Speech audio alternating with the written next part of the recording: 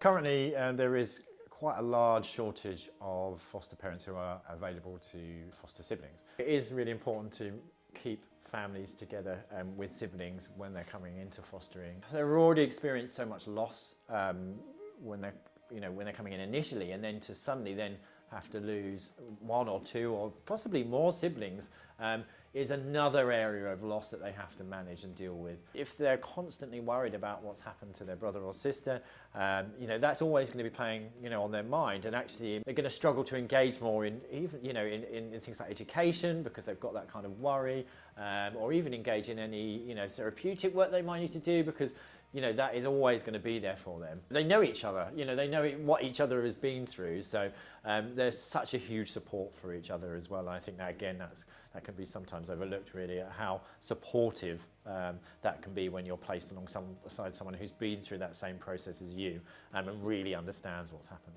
When children coming into foster care, we want to try and make sure we've got a good idea of their background, which is part of that matching process, part of the referral process, so that actually, if there are concerns, that we're able to kind of pick up on them and support them if needed. Because sometimes actually we can work with those siblings and work with those children to kind of rebuild those relationships where they hadn't had that opportunity before they came into fostering. In terms of looking after groups of siblings, we do have to be mindful about the space in the room that we have. Are they able to share a room, or will they need separate rooms? Or actually, even when they're younger and they share, eventually as they get older, they're going to need their own space. So again, about how we kind of think about that as they progress, and how they kind of mature and how we work to kind of be able to meet those needs.